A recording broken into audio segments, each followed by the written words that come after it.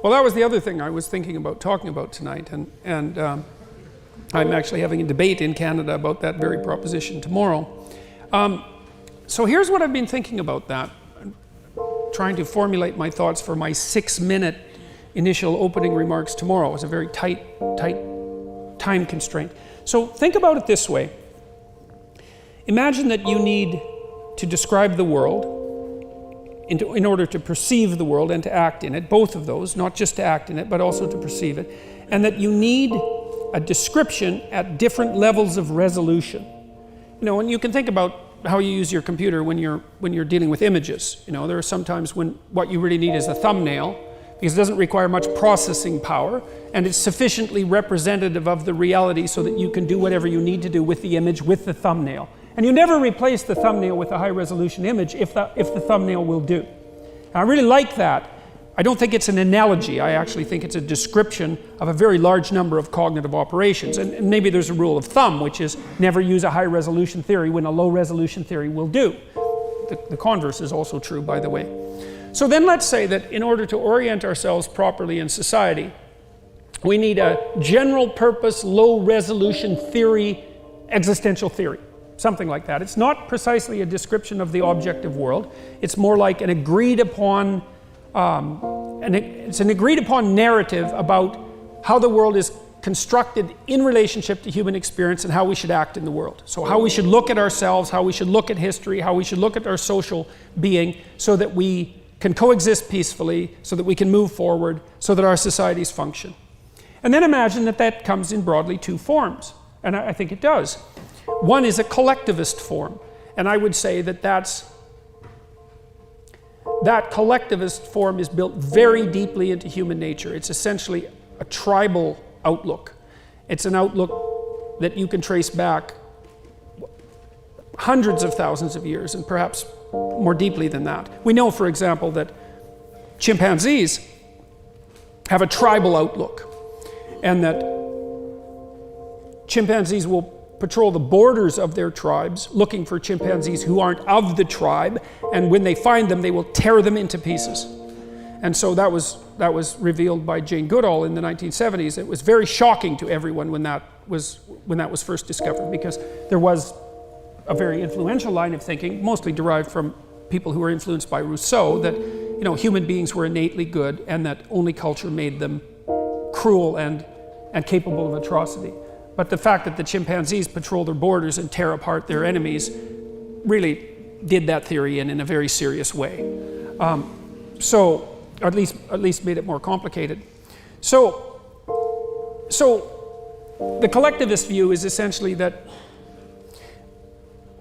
the best way to conceptualize what a human being is to look at what tribe they belong to. And the tribe might be, well, this is one of the problems with the collectivist view, is which of your tribal allegiances is to be paramount. And that's actually a fatal problem, by the way, because there's an infinite number of ways you could be categorized, and it isn't obvious which of those tribal allegiances should be canonical, and hence the rise of intersectionality, which is something that's a dragon that will eat its own tail, certainly.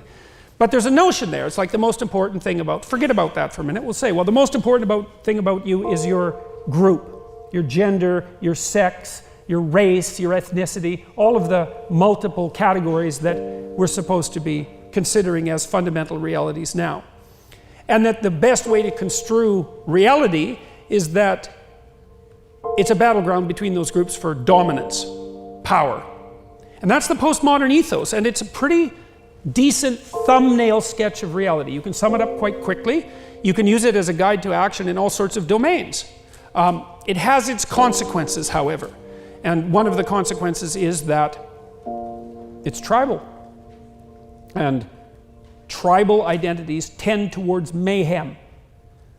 Now, the alternative low-resolution view is the view that I think has been articulated most effectively in the West, and perhaps of all the places where it's been most effectively articulated in the West, the most effective articulation has come from the UK. I mean, there's something remarkable about what your country has done with regards to laying out the idea of individual sovereignty in a fully articulated manner, in a way that allows a political system to arise predicated on the assumption that the individual is of intrinsic value. And if you need a thumbnail view of the world, the most effective thumbnail view of the world isn't that you're the member of a tribe, even though in many ways you are, and the member of many tribes. The most effective thumbnail view is that you're to be regarded as a sovereign individual and you're to treat other people that way as well, both with regards to their rights, but even more importantly, and often forgotten, with regards to their responsibilities.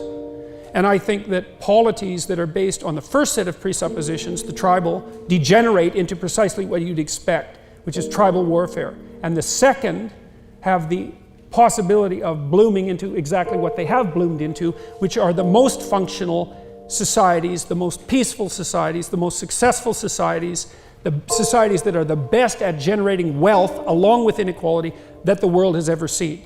And so I would say we sacrifice the latter to the former at our great peril.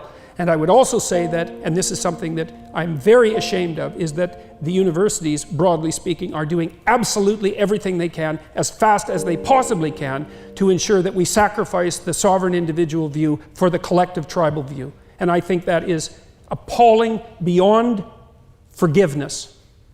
And so that's what I think about political correctness.